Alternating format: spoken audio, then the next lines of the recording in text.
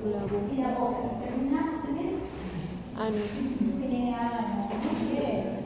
¿Cuáles son los principales segmentos? Tenemos que recordar, porque lo hemos dicho en la anterior clase, que cada segmento, ¿sí?, del sistema digestivo cumplía una función importante y hoy la vamos a desarrollar esta función. ¿Sí? ¿Cuál es el primer segmento del sistema digestivo? Empieza en la boca, perfecto. ¿Cuál es el primer segmento? El esófago. El esófago. Lorena. El esófago. Muy bien, excelente. El esófago, un poquito antes. La boca. Cavidad oral. La cavidad oral, muy bien. Luego, la cavidad oral no se conecta directamente con el esófago, ¿cierto? ¿Qué se llama esa estructura? La faringe. ¿Sí? La faringe. Muy bien, cavidad oral, faringe, esófago, muy bien. Luego, ¿qué viene? ¿Qué otro segmento importante del sistema digestivo es importante? Porque cada segmento cumplía una función. ¿Qué segmento viene? El estómago. El estómago. Luego, El duodeno o el intestino el delgado. duodeno. Muy bien, fantástico. Luego, El intestino grueso. duodeno. Podemos decir tubo digestivo en lo que sería el tubo digestivo delgado, ¿no? El intestino delgado, pero que está compuesto en 3 segmentos el intestino delgado. ¿Cuáles son? Perfecto. Duodeno, el primer segmento que se conecta con el estómago, duodeno, y hay uno, el ilion, ¿sí? ¿Por qué será importante? ¿Ustedes creen que por ejemplo, el intestino delgado en todas partes hace exactamente lo mismo? ¿La misma función? No, vamos a ver ahora que no. Por eso es muy importante que recuerden. Bien, y hemos completado lo que son el intestino delgado. El intestino delgado se conecta con el intestino grueso a través de ¿qué válvula? ¿Cómo se llama esa válvula que conecta el intestino delgado con el intestino grueso? De hecho, tiene sus nombres. ¿Cómo se llama la válvula que conecta el intestino delgado con el intestino grueso?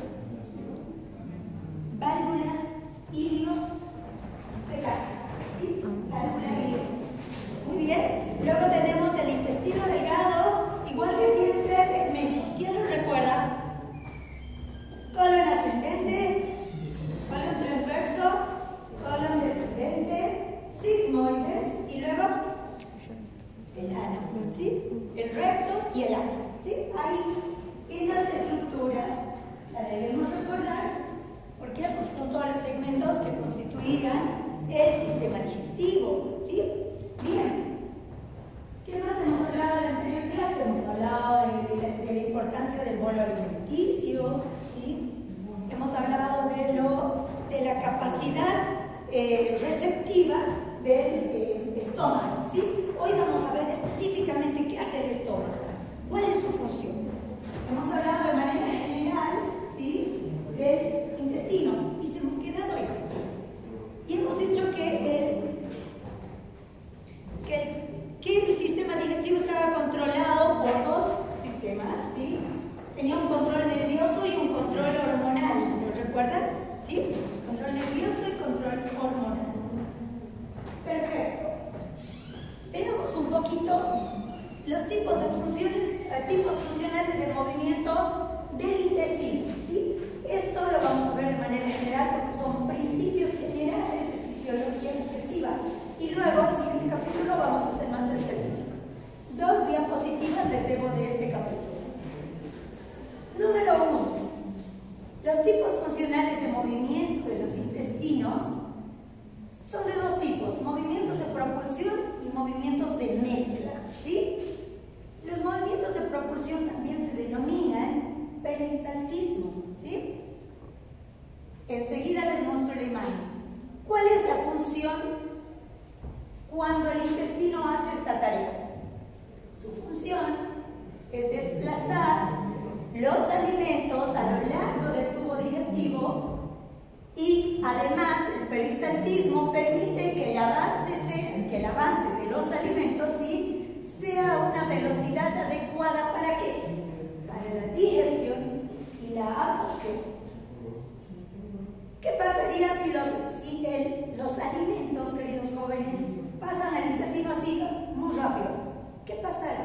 ¿Se podrá producir todo lo que es digestión y sobre todo absorción de nutrientes?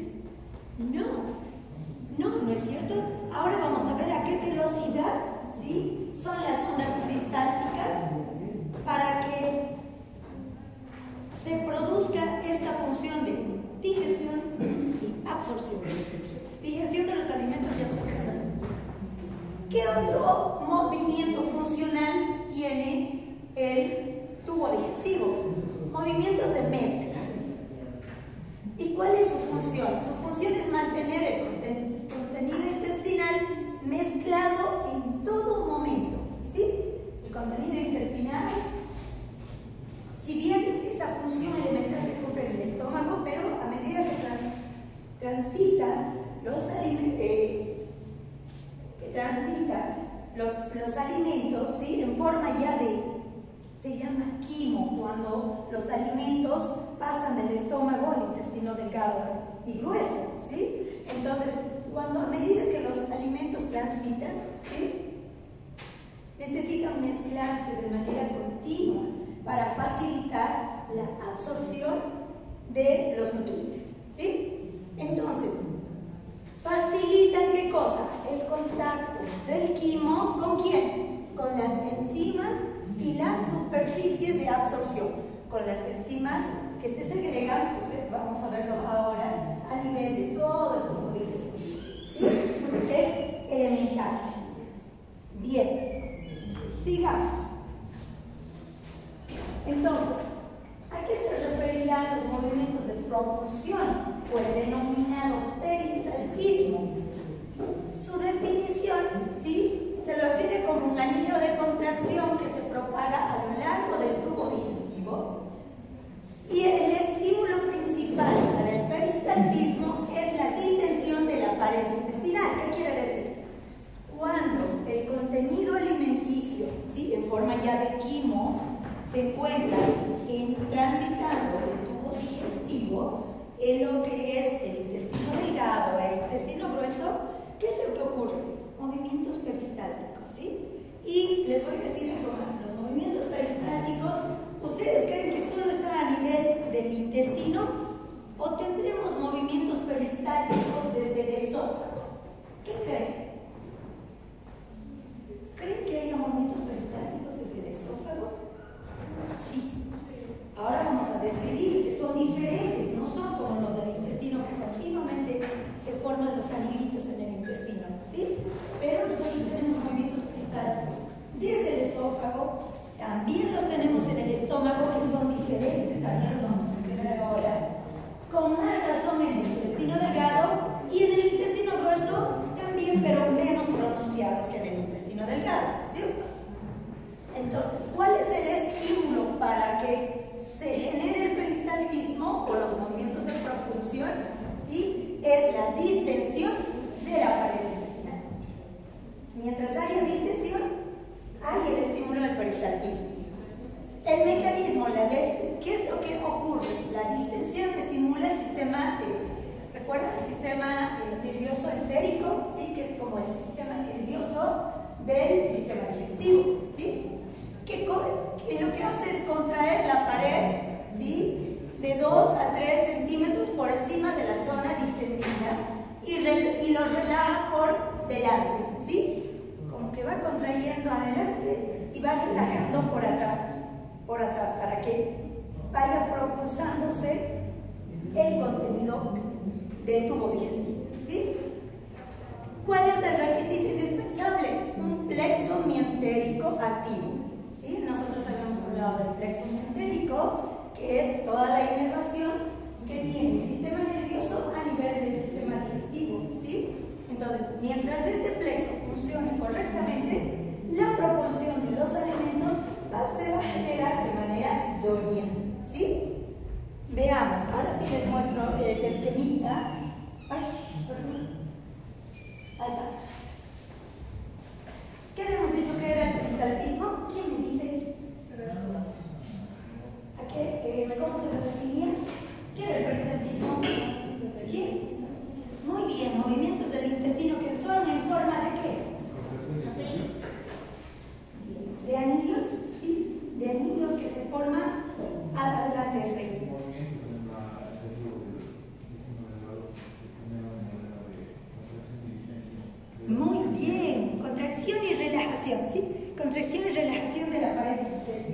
Perfecto, pero algo importante, que los movimientos peristálticos no son solo del intestino, ¿sí? Son de todo el tubo digestivo. Entonces, si nosotros nos imaginamos, ¿sí?, cómo estaría dispuesto el intestino cuando tiene el contenido alimenticio, fíjense, queridos jóvenes, fíjense el contenido alimenticio, ¿sí?, en este sitio, ¿bien? Y fíjense cómo ocurre la contracción peristáltica, que hace que empuje esta parte del contenido alimenticio. ¿Hacia dónde? ¿Hacia dónde se empujará? ¿Creen que el peristaltismo puede ser hacia el esófago en sentido contrario? ¿O habrá alguna propiedad que hace que el peristaltismo, una vez que empieza la onda propulsiva, ¿saben qué? Tiene una característica, tiene tendencia a ir hacia distal. Sí, correcto. Y ahora vamos a ver ahorita la ley del intestino. ¿Cuál es la razón? Porque ese peristaltismo empieza a empujar la comida o empieza a empujar el contenido alimenticio en sentido descendente, ¿sí? Entonces, fíjense lo que ocurre. Vieron que acá tenemos una onda de distensión con el contenido alimenticio. Nosotros tenemos la contracción peristáltica, ¿sí?, o la propulsión de los alimentos. Y fíjense que 5 segundos después de un peristaltismo, fíjense cuánto avanzó el contenido alimenticio, ¿sí?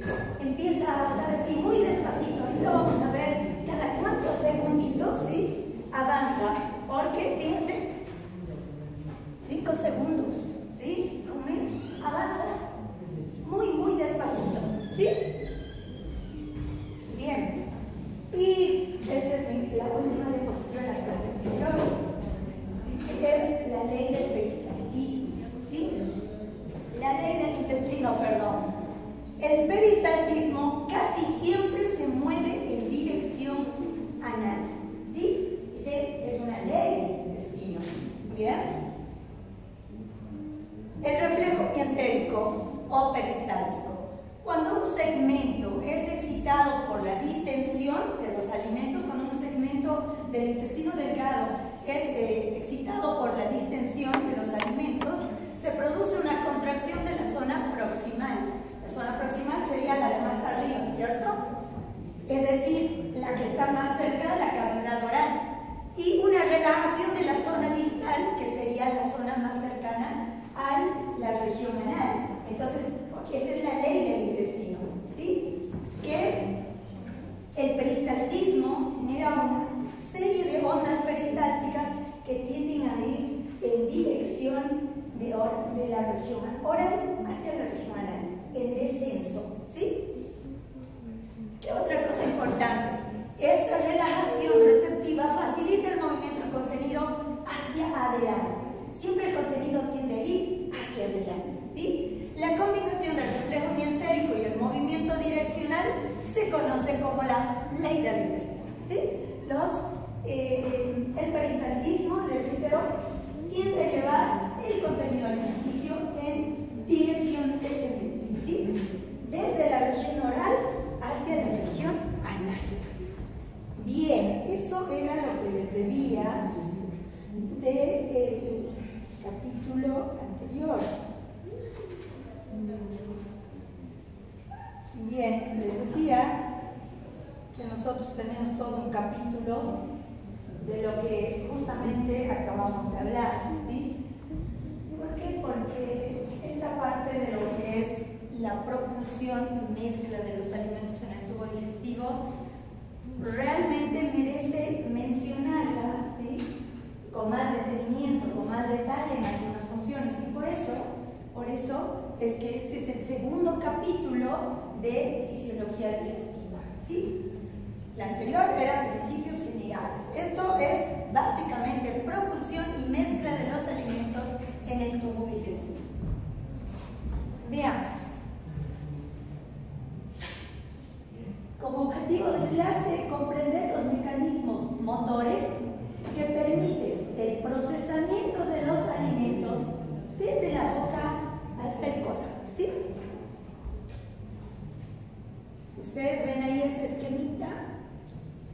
son todos los segmentos del sistema digestivo que hemos mencionado al empezar la clase, ¿sí? Bien. A manera de introducción, ¿por qué estudiar la motilidad gastrointestinal? El tiempo que los alimentos permanecen en cada segmento del tubo digestivo es crítico. ¿Para qué?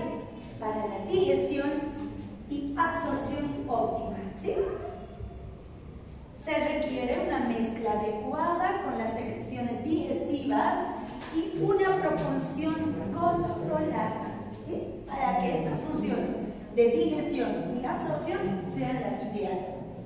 Estos procesos están finamente regulados por complejos mecanismos nerviosos y hormonales. Lo que hemos dicho, el control, ¿sí?, del sistema digestivo está a cargo de un control nervioso y hormonal, ¿sí? Entonces, vamos a lo que es la ingestión de los alimentos. En la ingestión de los alimentos, el proceso de la masticación. La masticación es el primer procesamiento mecánico. ¿Cuál será la función de la masticación? ¿Cuál será la función? Ya lo hemos dicho cuando hablábamos de principios generales. ¿Qué es? Muy bien, formar el bolo alimenticio. ¿Qué más?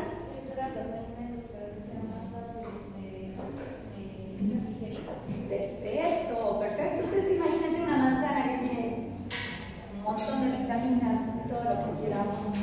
Necesitamos que estén expuestas todas esas sustancias nutritivas, ¿sí?, para que nuestro sistema digestivo las pueda absorber, ¿sí? Entonces, el proceso de la masticación es sumamente importante. Fíjense, funciones. Número 1, romper las membranas de celulosa indigeribles que tienen, por ejemplo, las frutas, los vegetales, ¿sí? Si nosotros no masticaríamos correctamente, por decir, un pedacito de acelga, o ¿qué más viene como la acelga?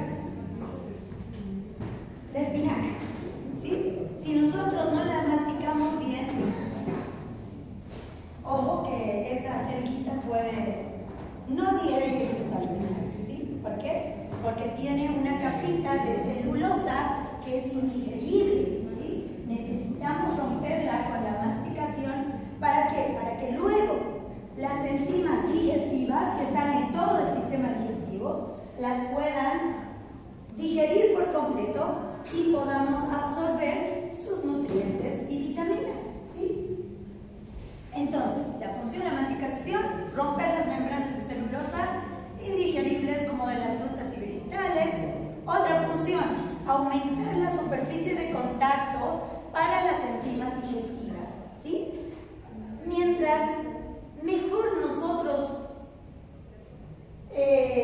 preparemos el bolo alimenticio, queridos jóvenes, mayor contacto de las enzimas gástricas, ¿sí? Mayor contacto de las enzimas gástricas con los alimentos, ¿sí? Entonces es importante que la masticación sea lo más correcta posible, ¿sí? Nosotros deberíamos, ¿alguien sabe cuántas veces deberíamos masticar mínimamente los alimentos en la boca? Porque hay alimentos que requieren más tiempo de masticación. Pero normalmente, ¿cuánto tiempo creen que debemos masticar los alimentos? 30, 60. 30, 60. Bien, estamos bien, ¿sí? Mínimamente unas 10 veces tendríamos que generar los movimientos de masticación.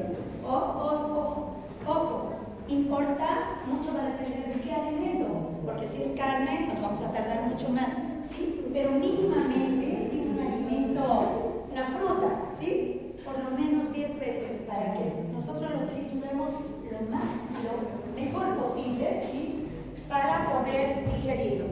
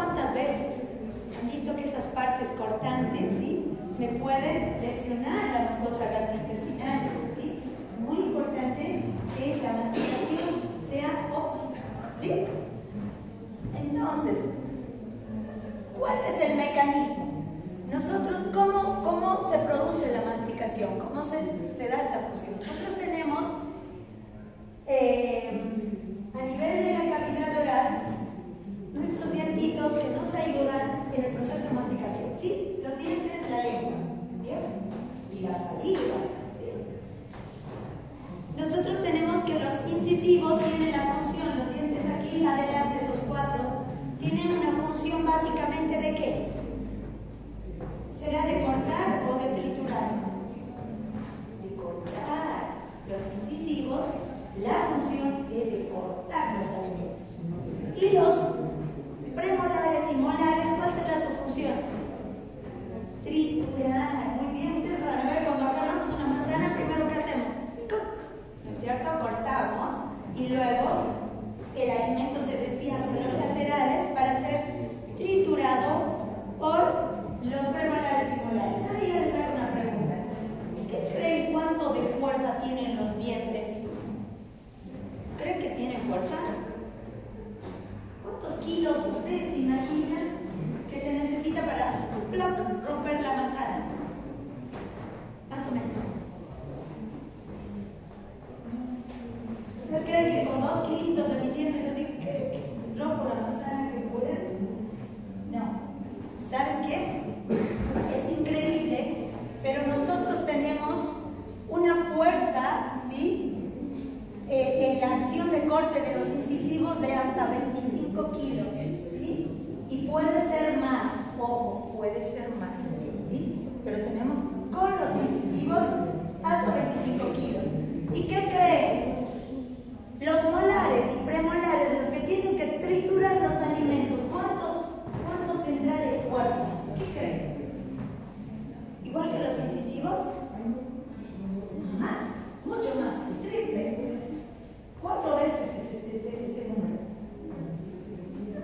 Nosotros, con los premolares y molares, tenemos una fuerza aproximada de 100 kilos. ¿Sí? Fuerte, ¿no? ¿Y qué creen? ¿Quién da esa fuerza a los dientes? Muy bien, los músculos de la masticación. Entonces, queridos jóvenes, nuestros músculos de la masticación son sumamente importantes para esta función. ¿Sí? Y les puedo decir algo como para que ustedes tengan una idea. ¿Sí? ¿Saben qué? Los cachorros tienen una fuerza, podríamos decir el doble o triple, ¿sí? Tanto en los incisivos, en los caninos, como en el resto de los dientes, ¿sí?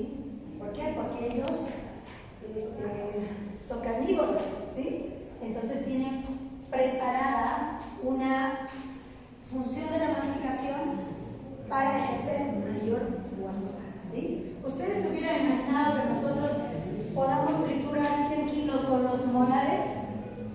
No, ¿no es cierto? Pero fíjense la importancia, ¿para qué? Para triturar correctamente los alimentos. Bien, el control neurológico. ¿Qué es lo que nos ayuda a todo esto? La inervación por el quinto precraneal, el nervio del trigémino, ¿sí? Está a cargo de esta función. El reflejo masticatorio, ¿sí? La presencia del alimento, ¿qué es lo que hace? Inhibe los músculos mandibulares, es decir, cuando nosotros introducimos un pedazo de pan a la boca, ¿sí? Se inhiben los músculos mandibulares y la mandíbula cae. Esto genera un reflejo de distensión que provoca una contracción de rebote, ¿sí? O de cierre, y así el ciclo se repite, ¿sí? Para lo que es la masticación. ¿Sí? Bien, ahorita vamos a ver un poquito más cuando veamos el esquemita de lo que es el control neurológico de la masticación. Bien, la deglución. Un proceso complejo y a la vez coordinado de la deglución, ¿sí? ¿Qué es lo que hará la deglución? Nosotros ya hemos visto el proceso de la masticación y demás, que tritura los alimentos y prepara el bolo alimenticio para la digestión, ¿sí? Para la deglución. La deglución, ¿qué es lo que hace? Transporta el alimento desde la boca hacia el esófago, asegurando de que no ingrese ¿a dónde? A las vías respiratorias, ¿sí? Y además, ¿a qué? la boca, ¿sí? No debe entrar a las vías respiratorias. ¿De dónde más? Que son también parte de la vía respiratoria. Ojo, se podría venir hacia las cuerdas, ¿verdad? El alimento. Entonces, la pregunta de nosotros sería, ¿y cómo hace el sistema digestivo para proteger la respiración? ¿Sí? Para proteger la respiración durante la deglución. ¿Y saben qué? Tiene un mecanismo fantástico. Y es tan extraordinario que ustedes ni se dan cuenta y pueden estar hablando y comiendo y no se dan cuenta qué hora dejaron de respirar para deglutir. ¿Sí? Porque es cuestión de segundos, se hace casi subconsciente. ¿Sí? Pero gracias a qué? A un movimiento, a un proceso coordinado y complejo. Entonces, la deglución transporta los alimentos desde la boca hacia el esófago, asegurando que no ingrese a las vías respiratorias. Y todo este proceso de la deglución se le puede dividir en 3 fases, ¿sí? Número 1, una fase voluntaria. Número 2, una fase faríngea o involuntaria. Y número 3, una fase esofágica involuntaria. ¿En qué consiste la fase voluntaria de la deglución? Se inicia conscientemente, ¿sí? De manera voluntaria cuando nosotros empezamos a masticar algo, ¿sí? Entonces, ¿qué es lo que hace? La lengua empuja el bolo alimenticio hacia atrás, contra el paladar, en dirección a la faringe, ¿sí? Entonces, la tarea de la lengua, una vez que el bolo alimenticio está formado, es empujar el alimento hacia atrás, ¿sí? En dirección a la faringe. Posteriormente, ¿qué es lo que ocurre? En esta fase, queridos jóvenes, en la primera, en la voluntaria, ¿qué es lo que ocurre? Se eleva el paladar blando, ¿sí? Se eleva, cubre las guanas, ¿sí? De la cavidad nasal, cubre las guanas e impide que los alimentos se quieran volver por las fosas nasales, ¿sí? El paladar blando se eleva para que el alimento vaya hacia la faringe, ¿sí? Eso en la fase voluntaria de la deglución. En la segunda fase laríngea o involuntaria, ¿qué es lo que ocurre acá? Acá existe un arco reflejo y automático, ¿sí? Que dura más o menos de 2 segundos. ¿Qué es lo que pasa? El bolo alimenticio, ¿sí? Que choca el paladar blando y que choca el área de la faringe, ¿sí? Estimula receptores que inician una serie de contracciones musculares coordinadas. ¿Y qué es lo que hace en definitiva? Cuando se estimulan los receptores, nosotros lo tenemos al bolo alimenticio ya aquí atrás, con la lengua empujándolos en dirección a la faringe. Va una señal ¿hacia dónde? ¿Hacia dónde creen? ¿Dónde están los pares craneales? ¿Dónde nacen? ¿En el tronco del encéfalo? Otra vez otra función importante del tronco del encéfalo, ¿sí? Cuando el alimento es propulsado o empujado hacia la faringe, ¿sí? Se genera este arco reflejo y el bolo alimenticio estimula receptores que inician una serie de contracciones musculares coordinadas. Entonces, va la información, ¿sí? Hacia el tallo encefálico donde está el centro de la deglución, ¿sí? Recuerda que siguen los pares craneales, ¿sí? Va la información y desde ahí viene una información, va una información aferente y desde ahí viene una respuesta motora donde empieza a haber movimiento de los músculos, ¿sí? Donde empieza a haber movimiento de los músculos para el proceso de la deglución, ¿sí? Entonces, la fase número 3 de la deglución, fase esofágica o involuntaria. ¿Qué es lo que pasa acá? Cuando el alimento ha estado en la fase faríngea, ¿sí? Nosotros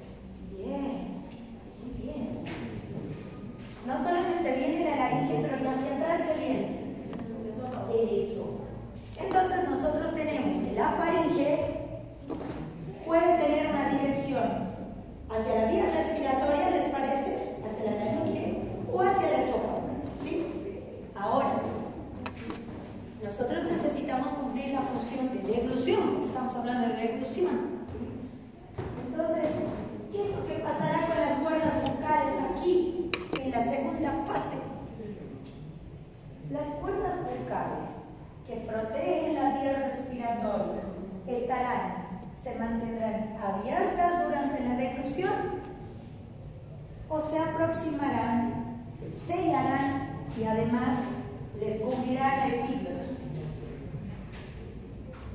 Se cierran, ¿cierto? Las cuerdas vocales deben cerrarse, porque si no, no podemos proteger la vía respiratoria. Así como el paladar blando empuja hacia arriba, se eleva y cubre las guanas para que los alimentos no se vuelvan por las fosas nasales posteriores, ¿sí? Cuando el alimento está descendiendo en la faringe, en esta segunda fase, la fase faringea, ¿sí? ¿Qué es lo que hace la vía respiratoria? Las cuerdas vocales, ¿sí? se cierran herméticamente y además de cerrarse, le cubre un cartílago que está ahí como una campanita así que va y viene, la epíglotis. Lo cubre y con eso se sella en absoluto por unos segunditos para que el alimento pueda ingresar al esófago. ¿Sí? Eso es lo que ocurre en esta fase. Muy bien. Usted piense que solamente dura menos de 2 segundos, ¿sí? Número 3. La fase esofágica o involuntaria. ¿Sí? Esta fase, ¿qué es lo que hace con el alimento? Transporta el alimento o el bolo alimenticio desde la faringe al estómago mediante ¿qué? ¿Recuerdan que les decía que el peristaltismo no solamente estaba en el intestino? Entonces, desde acá, desde el esófago, ¿sí? Desde la porción superior del esófago, se transporta el alimento desde la faringe al estómago mediante ondas peristálticas. ¿Sí? Ahí es como el alimento tiene esa progresión desde la formación del bolo alimenticio hasta su transporte hacia el estómago. ¿Sí? Está clara esta parte, ¿no es cierto? ¿Saben por qué?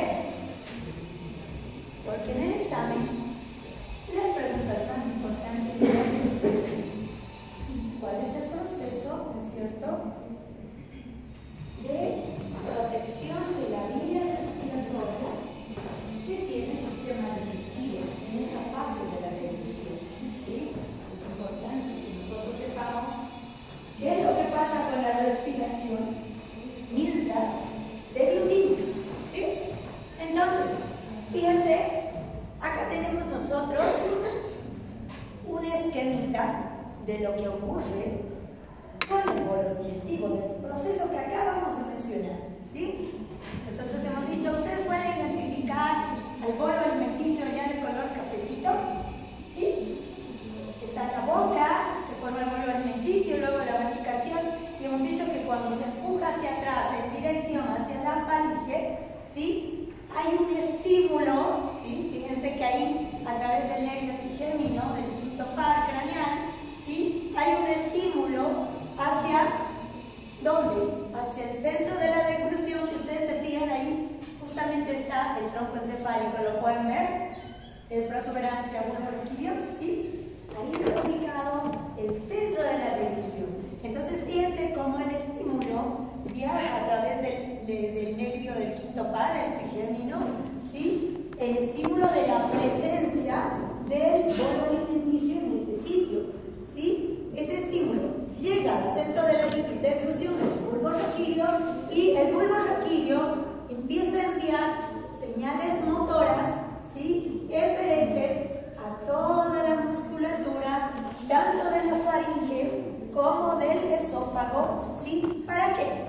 Para que empiecen las contracciones peristálticas, ¿sí? Ahora, una pregunta. ¿De qué músculo estará constituido el esófago? Les pregunto. ¿Tendrá músculo esquelético y al mismo tiempo músculo liso? ¿O todo será músculo liso? Músculo liso.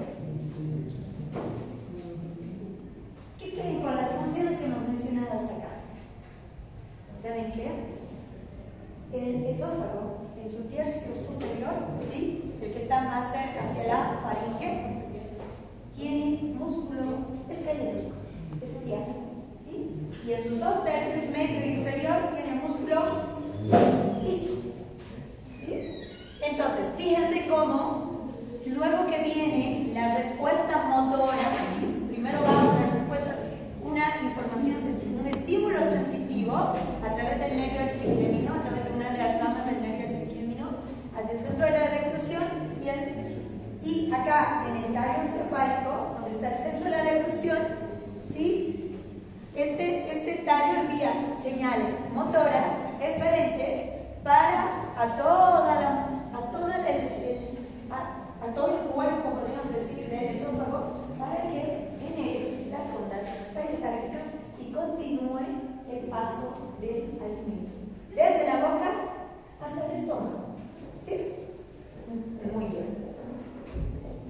Importante el mecanismo de la deglución, ¿sí?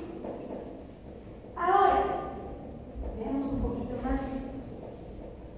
Entonces, la fase faríngea. La fase faríngea, y acá vamos a ver un poquito más detallado, ¿sí? La protección de la vía aérea. Cuando el bolo alimenticio llega a la faringe, se desencadenan reflejos automáticos.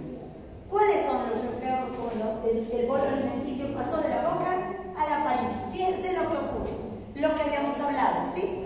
Número 1, se produce la elevación del paladar blando. ¿Qué es lo que genera esto? Tapa las guanas para impedir el reflujo, ¿sí?, del alimento hacia las fosas nasales. Número 2, se genera una aproximación de los pliegues palatofaringios que forman una hendidura sagital que selecciona el paso del alimento bien masticado. ¿Qué quiere decir? Estos reflejos, queridos jóvenes, tienen un mecanismo que hace que el alimento se vaya hacia el centro, ¿sí?, y progrese, ¿sí?, progrese hacia el esófago. ¿Por qué será importante la aproximación de estos pliegues palatofaringios? ¿Saben qué pasa? Cuando se alinean o cuando estos pliegues palatofaringios ayudan a que el alimento se dirija hacia el centro para irse hacia el esófago, ¿saben? Se genera como una herradura, ¿sí?, a nivel de esta área de la faringe, que ¿saben qué es lo que hace? No permite que entren los alimentos cuando no están bien triturados, ¿sí? Y a ustedes les va a pasar que cuando ustedes mastiquen rápido, están saliendo a la universidad volando, se retrasaron y empiezan a masticar rápido el sándwich y lo quieren pasar y no lo masticaron correctamente. ¿Y saben qué? Automáticamente se vuelve, no lo pueden pasar, ¿sí? Porque gracias a esta aproximación de los pliegues palatofaringios, que lo que hace es selecciona el paso del alimento bien masticado. Es decir, cuando el alimento no está bien masticado, gracias a ese reflejo, el alimento no progresa, ¿sí? Vuelve a la boca para que le demos unas 2 o 3 masticaditas más y una vez que esté bien preparado, recién ingresa, ¿sí? Son como reflejos de protección, ¿sí? Tercera cosa que ocurre en lo que es la deglución y protección de la vía aérea, el cierre de la laringe. Las cuerdas vocales se aproximan con fuerza, lo que les decía, ¿sí? La laringe se eleva, eso no habíamos mencionado, la laringe se eleva cuando nosotros vamos a deglutir, ¿sí? ¿Gracias a qué?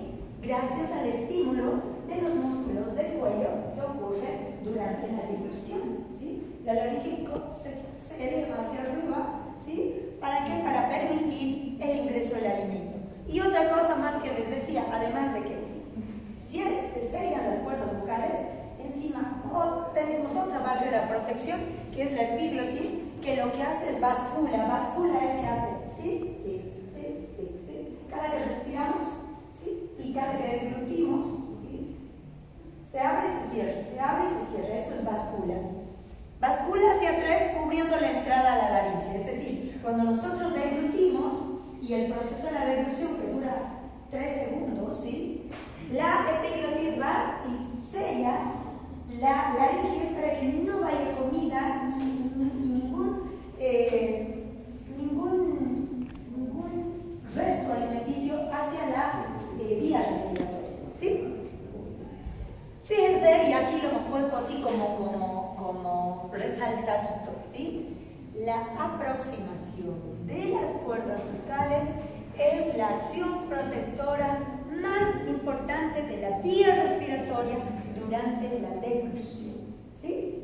Es decir, las otras nos pueden fallar, pero si nos falla esto, ¿sí?, nosotros vamos a tener ¿qué cosa?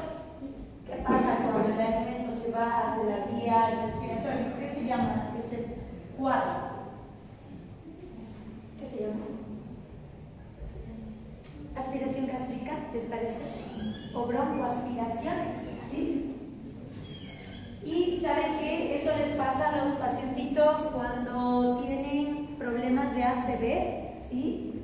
¿Por qué? Porque ellos no tienen este reflejo de protección bien, con un funcionamiento óptimo, ¿sí? Entonces ellos no pueden coordinar, ¿sí? Y en algún momento las cuerdas vocales pueden estar entreabiertas cuando ellos están comiendo. ¿Y qué es lo que pasa? Empiezan a que cuando el alimento va hacia la vía respiratoria, ¿qué es lo que le pasa a los abuelitos? Están queriendo comer, ¿qué pasa? Tienen un reflejo de que empiezan a toser. Nosotros decimos está ahogando, ¿cierto? Entonces, muy importante el reflejo de lo que es el cierre de las cuerdas vocales para proteger la vía respiratoria durante la digestión. Todos los otros mecanismos que hemos mencionado podrían fallar, pero si falla el cierre de las cuerdas vocales, estaríamos hablando de que el paciente va a tener, ¿qué problema hemos dicho? ¿Cómo se llama cuando el alimento va hacia la vía respiratoria? Broncoaspiración, o nosotros también decimos, normalmente llamamos broncoaspiración cuando mucho contenido del estómago va hacia la vía respiratoria, y al resto llamamos aspiración gástrica, ¿sí? Que de a poquito va aspirando contenido gástrico, ¿sí? Y con el tiempo hace problemas de neumonitis, ¿sí? Bien, sigamos. Entonces, deglución, fase faríngea, ¿sí? Control nervioso. La fase faríngea nosotros tenemos la apertura esofágica y la propulsión. Acá nosotros ya tenemos cuando el alimento está transitando, ¿qué cosa? El esófago, ¿sí? Entonces veamos cómo ocurre eso. Fíjense que, bueno, esta es una continuación de lo que de la diapositiva anterior. Número 4, hay un ascenso de la laringe, y una relajación ¿de quién? Del esfínter esofágico superior, ¿sí? El ascenso laringio tira y amplía la apertura del esófago, y el esfínter esofágico superior, o también denominado faringo esofágico, se relaja para recibir el bolo alimenticio. Entonces, cuando la laringe sube hacia arriba en el momento de la deglución, fíjense que no solamente se protege de que no le entre comida o alimento, sino que ayuda a que el esfínter esofágico superior, ¿sí? A que la primera porción del esófago se relaje, se abra. ¿Para qué? Para que el bolo alimenticio se dirija hacia ese sitio, ¿sí? ¿Qué es lo que pasa? Nosotros tenemos la onda peristáltica faríngea, que es una contracción rápida y secuencial de los músculos faringios que impulsan el alimento hacia el esófago, ¿sí? ¿Cómo ocurre el control nervioso?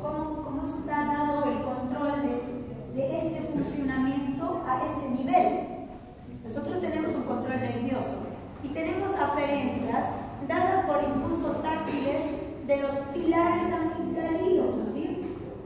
Es decir, cuando el alimento recorre estos sitios, se genera impulsos táctiles a través de los pilares amigdalinos que viajan por los nervios trigémino, el quinto par, y el noveno par craneal, que es el glosofaringio, hacia el bulbo raquídeo, ¿sí? Donde se encuentra, ¿qué cosa? El centro de la deglución. En estas áreas en el bulbo raquídeo y la protuberancia, ¿sí? Que es donde se coordinan las secuencias, ¿sí? De los movimientos coordinados para que se genere lo que es el peristaltismo a este nivel de la faringe para propulsar el alimento hacia el esófago, ¿sí? Las eferencias, es decir, nosotros hemos dicho que la eferencia es esa respuesta motora que da el centro de la deglución, que está a nivel del bulbo raquídeo, a nivel del tallo cefálico, ¿sí? Y que enviaba impulsos motores a través de los pares craneales, quinto, noveno par craneal, décimo y décimo segundo par craneal, ¿sí? A lo que es toda la vía faríngea y a la vía del esófago para los movimientos de ondas peristálticas para la propulsión de los alimentos. El centro de la deglución, ¿qué es lo que hace? Inhibe el centro respiratorio por un segundo durante este breve periodo, ¿sí? Mientras se opera todo esto, a nivel del bulbo raquídeo teníamos el centro de la deglución. ¿Y de qué más está este nivel? El centro de la respiración, ¿recuerdan? También hay un centro de control cardíaco, ¿recuerdan? Bueno, ¿qué es lo que pasa?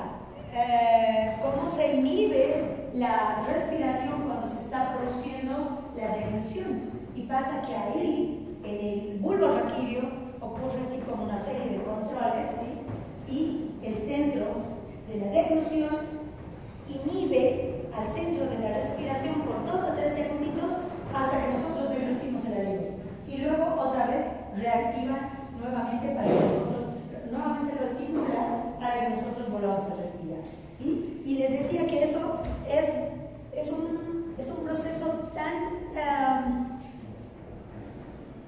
complejo y a la vez fascinante, ¿sí? Que nosotros no nos damos cuenta. No nos damos cuenta cuando hemos dejado de respirar para que progrese el alimento, ¿sí? Bien. Sigamos descendiendo, sigamos hablando todo lo que pasa en la boca, todo lo que pasa en la faringe y la vía respiratoria, ¿sí? Ahora vamos descendiendo. La fase esofágica. La fase esofágica es esa fase donde se transporta el bolo alimenticio desde la boca al estómago, ¿sí? Entonces, ¿qué es lo que hace? El esófago conduce el alimento mediante 2 tipos de peristaltismo, ¿sí? Uno, un peristaltismo primario, y 2, un peristaltismo secundario. ¿En qué consiste el primero? El peristaltismo primario es la continuación de las ondas peristálticas que se iniciaban en la faringe, ¿sí? Y tardan de 8 a 10 segundos en llegar al estómago. Entonces son ondas peristálticas, ¿sí? Que son, podríamos decir, un poquito rápidas, ¿sí? De 8 a 10 segundos estas ondas hasta llegar la comida desde la boca hasta el estómago, ¿sí? De 8 a 10 segundos. Ahora, la gravedad, ¿sí? ¿Qué es lo que nos ayuda a este peristaltismo primario? La gravedad, ¿sí? ¿Y qué es lo que hace la gravedad? Acelera el proceso gracias a la posición hereditaria, ¿sí? De ahí la importancia de que cuando nosotros nos alimentemos ¿cómo? ¿Nos podemos alimentar así, estamos acostados y comernos ahí la hamburguesa? No. ¿Qué es lo que nos ayuda a la deglución? La gravedad. Por lo tanto, nosotros tenemos que estar correctamente sentados en una silla, ¿sí? Ustedes fíjense, cuando nuestros pacientes están hospitalizados, ¿pueden tener esa postura de nosotros? La mayoría de las veces, o sea, se sientan correctamente así, con los pies colgando y demás. No. Entonces ellos casi siempre tendrán alterada esa función. Claro que sí, ¿sí? De ahí la importancia. Nosotros a veces vamos a las salas y ¿saben cómo les están dando a los pacientes la comida?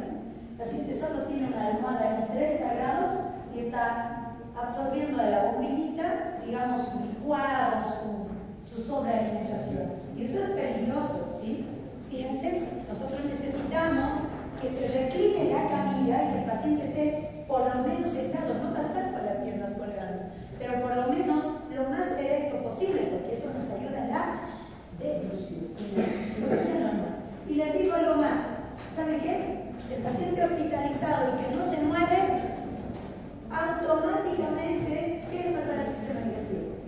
¿Saben qué nos pasa con esos pacientes? Todos terminamos dándole, ¿qué creen? ¿Qué creen que les pasa? Se constiparan a estos pacientes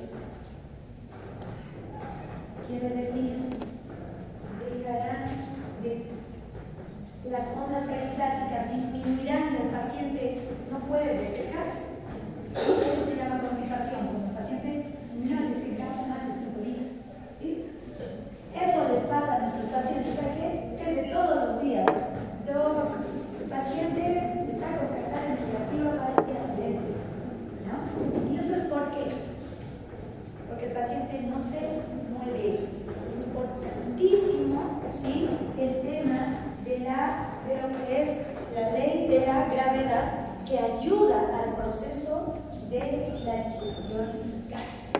¿Sí? Entonces, el esófago hemos dicho que tiene un peristaltismo primario y un peristaltismo secundario a través de los cuales conduce el alimento hacia el estómago, ¿cierto? ¿En qué consistirá el peristaltismo secundario? Se genera si el peristaltismo primario no logra mover todo el alimento, ¿sí? Por ahí, las ondas peristálticas en el peristaltismo primario no pueden vaciar todo el alimento, todo el contenido del esófago. Entonces, gracias al peristaltismo secundario, ¿sí?, se logra mover todo el alimento, ¿sí? ¿Y dónde se inicia el peristaltismo secundario? Es iniciado por la distensión de las paredes del esófago. Es decir, las paredes del esófago se distienden y el peristaltismo secundario empieza a funcionar, empieza a activarse para acabar de propulsar los alimentos que están estancados, podríamos decir acá, y que no descendieron por el peristaltismo primario, ¿sí? ¿Y qué es lo que hace este tipo de peristaltismo secundario? Asegura el vaciamiento completo del esófago. ¿Cuál es el control? ¿Quién controla este funcionamiento? Está controlado por el sistema nervioso miotérico, intrínseco y los reflejos vasovagales, ¿sí? Bien. Nosotros habíamos dicho que el esófago tiene un esfínter esofágico superior, ¿estamos de acuerdo? ¿Sí? Y también tenemos en el esfínter, en el esófago, un esfínter esofágico inferior. ¿Qué creen? ¿Cuál es el más fuerte? ¿El superior o el inferior? ¿Qué imaginan? ¿Cuál necesitará ser más fuerte? El inferior. El inferior. Muy bien, Lorena. ¿Por qué creen? Porque tiene que evitar que la comida vuelva. Muy bien. Porque hay que evitar que el contenido gastrointestinal que tiene, ¿qué cosa? Ácido, ¿qué? Clorhídrico, vuelva hacia la mucosa esofágica, ¿sí? ¿Será lesivo el ácido clorhídrico para el esófago? ¿Será lesivo? Sí. Sí, claro que sí. ¿Se puede provocar qué cosa? A ver, están echando ácido a un tejido noble que es el esófago. ¿Qué es lo mínimo que creen que se va a producir? Úlceras. Úlceras, sí, a veces tenemos úlceras sangrantes en el esófago, ¿sí? No puede haber reflujo, ¿sí? Es una regla.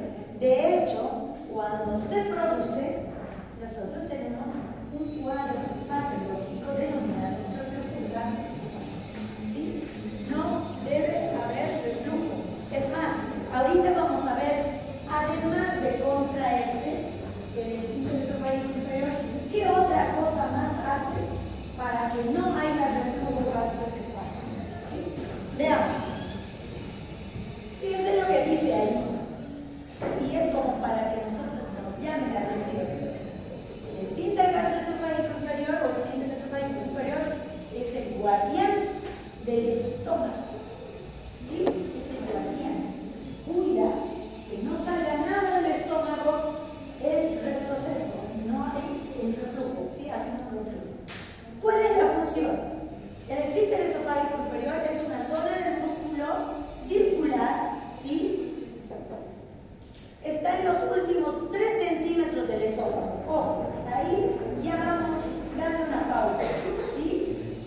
3 centímetros tiene de tamaño el esfínter esofágico inferior. Imagínense la fuerza que debe generar en 3 centímetros, ¿sí? Para cerrarse. Pero no solamente hace eso, miren lo que hace. Está en los últimos 3 centímetros del esófago, que se mantiene en contracción tónica. ¿Qué quiere decir? Tónico. Una contracción fuerte, ¿les parece? ¿Sí? Contracción fuerte. No permite que vuelva una gota de jugo gástrico o de contenido gástrico hacia el esófago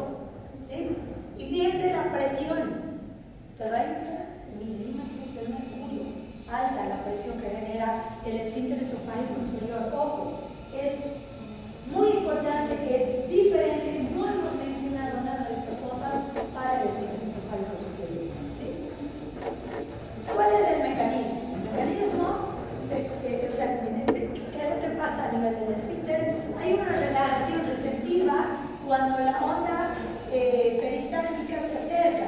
El esfínter esofágico inferior se relaja para permitir el paso, ¿sí?, del alimento al estómago. Y posteriormente, sí, hay una prevención del reflujo.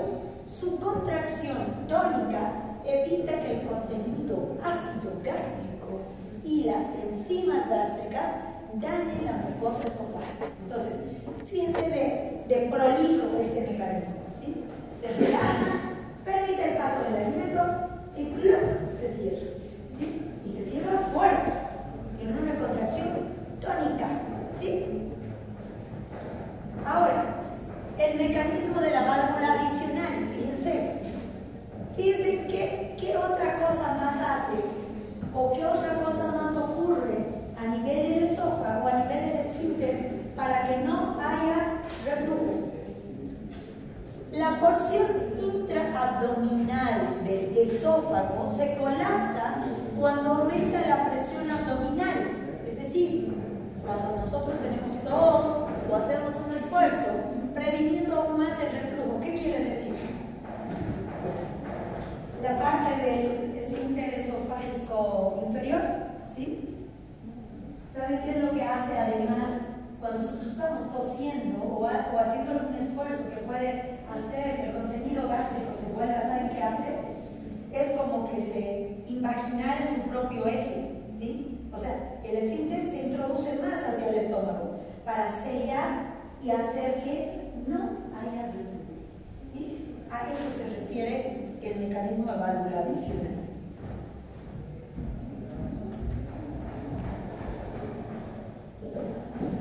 Entonces,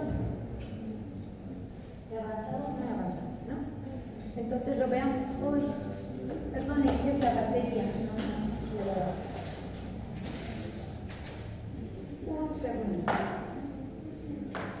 Estamos todavía con tiempo, queridos jóvenes, unos minutitos más. ¿Alguien puede ser tan amable de decirme la hora? 18. ¿Les puedo pedir 7 minutitos y 25 nos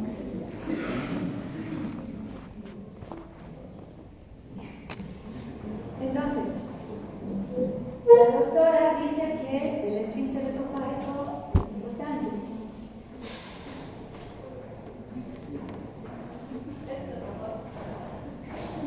Entonces, veamos. Nosotros ahí tenemos a qué segmento del tubo digestivo. ¿Es el estómago? Muy bien, perfecto. Entonces nosotros tenemos en la parte de arriba, pueden ver un segmentito, el tercio inferior del esófago, ¿sí? Y nosotros ahí tendríamos ¿a qué cosa? Al esfínter esofágico inferior, ¿sí? Que hemos dicho que tiene una función ¿de qué? Tiene una contracción tónica. Contracción tónica. ¿Cuántos milímetros de mercurio tendrá de presión para que no dejar salir el jugo gástrico del estómago? Más o menos. Unos 30 centímetros o unos 30 milímetros de mercurio, ¿sí? Es alto. 30 milímetros de mercurio, solo un esfínter, ¿sí?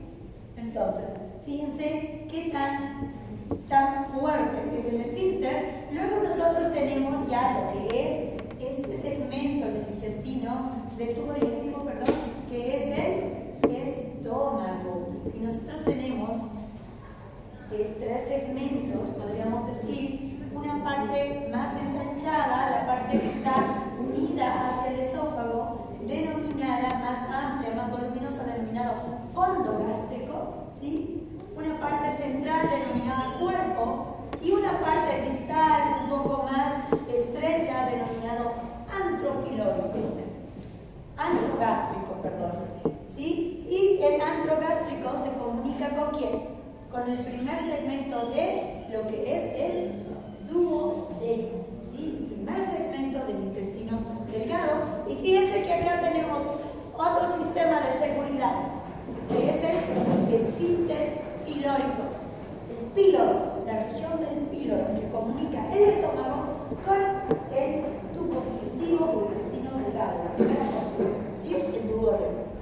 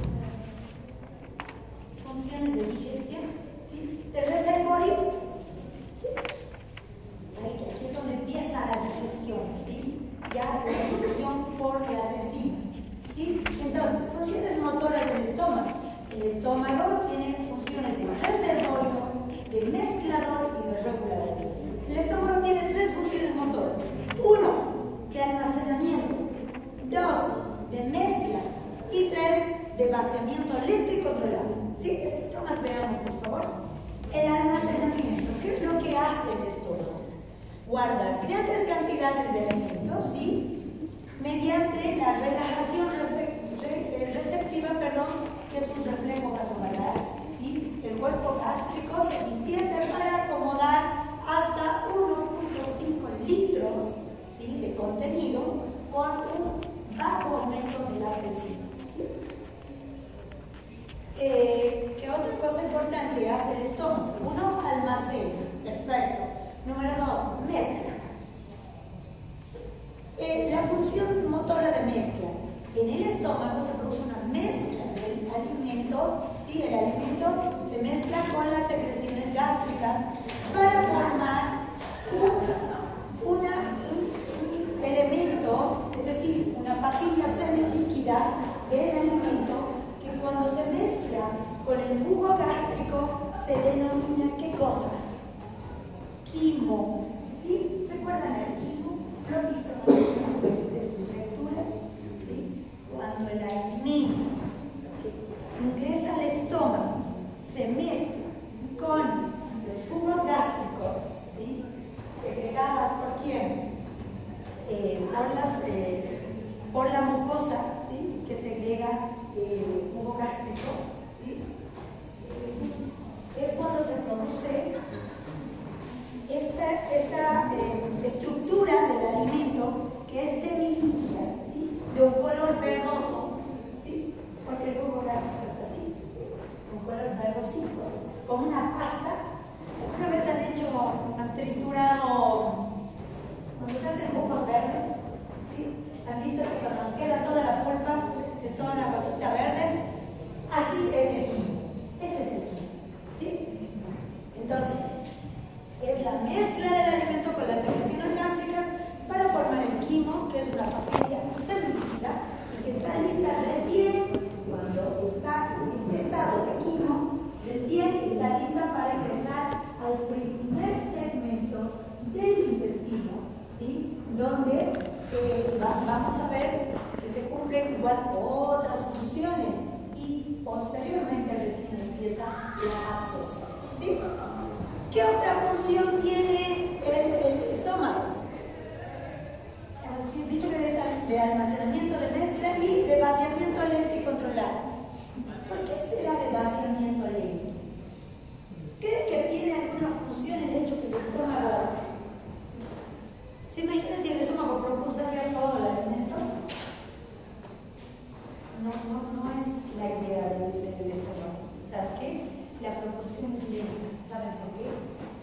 Porque el alimento tiene que seguirse digiriendo lo más que pueda para que se pueda asimilar, para que se pueda absorber en su tránsito del tubo, del intestino delgado, parte del intestino grueso, ¿sí? Entonces, ¿qué es lo que hace? El vaciamiento es lento y controlado. Libera el quimo, el duodeno, a una velocidad que permita su correcta digestión y absorción. De hecho, ¿saben qué es lo que hace el píloro? No deja pasar el quimo. Tiene una presión alta. Entonces, el quimo quiere entrar en gran cantidad al duodeno y el píloro no lo deja. ¿Por qué? Porque quiere que vuelva al estómago, donde se siga mezclando con los jugos gástricos para que el quimo esté en perfectas condiciones y pase de manera lenta, ¿sí? Pase de manera lenta. ¿Y para qué? Para que la absorción pueda ser más idónea, ¿sí? Para que la absorción de los nutrientes, vitaminas, minerales, todo lo que queramos, sea más idónea, ¿sí? ¿Estamos bien hasta aquí? Muy bien. Acá vamos a quedar. La siguiente clase continuamos con este capítulo, ¿sí? ¿Dudas y preguntas hasta aquí? ¿Han visto que esas dos diapositivas que les debía? Bueno, ahora les mando este tema más su cuestionario y saben que el viernes damos el examen, ¿sí? 6 capítulos, no son largos. Los repasemos, hagamos los cuestionarios, ¿sí? Para que